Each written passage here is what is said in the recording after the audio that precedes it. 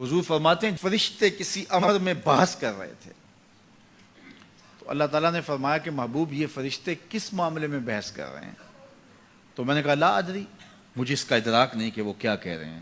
تو پھر اللہ نے اپنا دست قدرت میرے دو کندھوں کے درمیان رکھا۔ پھر کیا ہوا اس سے؟ اللہ کا دست قدرت کہہ رہے ہیں، باقی کوئی لفظ ہی نہیں ہمارے پاس۔ اس نے دست قدرت والا ہاتھ میرے دو کندھوں کے درمیان رکھا۔ یہ کون کہہ رہے ہیں؟ میرے حضور کہہ رہے ہیں۔ میرے رب نے دست قدرت میرے دو کندھوں کے درمیان رکھا۔ پھر ہوا کیا؟ سن لو اگلے لفظ۔ دست قدرت یہاں آیا، ٹھنڈ سینے میں پڑ گئی۔ فَعَلِمْتُ مَا فِي السَّمَاوَاتِ وَالْأَرْضِ، زمین اور آسمان میں جو کچھ تھا اللہ نے سب کا علم مجھے عطا کیا۔ سینے میں نور آ گیا، سینے میں علم آ گیا۔ کائنات کی کوئی شے ایسی نہیں ہے جو حضور علیہ الصلوۃ والسلام نہ جانتے ہو۔ اور پھر کہاں تک علم آیا یہ حضور سے پوچھیے۔ فرمایا قرب قیامت میں جب دجال آئے گا تو میرے غلام اس کے مقابلے کے لیے نکلیں گے۔ دجال کب آئے گا اللہ جانتا ہے۔ 1400 سال اس بات کو بتائے ہوئے ہو گئے۔ کہا قرب قیامت میں دجال آئے گا، میرے غلام اس کے مقابلے میں نکلیں گے۔ انی لعارف اسماءہم، میں اپنے ان غلاموں کے ناموں کو جانتا ہوں۔ کب؟ جو قرب قیامت میں آئیں گے۔ میں آپ کے ناموں کو نہیں جانتا۔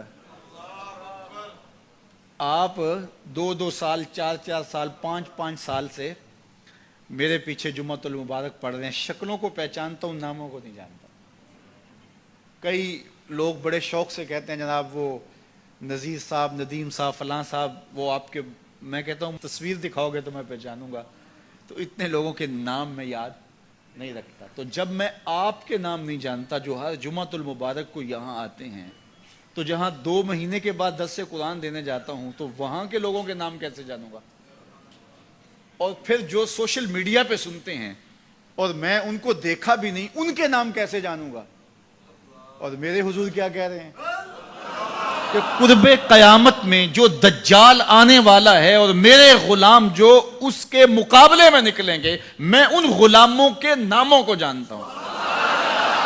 بات ختم یہاں نہیں ہوئی، یہاں ختم ہو جاتی پھر بھی کافی تھا، لیکن میرے حضور نے آگے بھی بات فرمائی۔ وَأَسْمَاءَ آبَائِهِمْ، ان کے باپوں کے ناموں کو بھی جانتا ہوں۔ ان کے باپوں کے ناموں کو بھی۔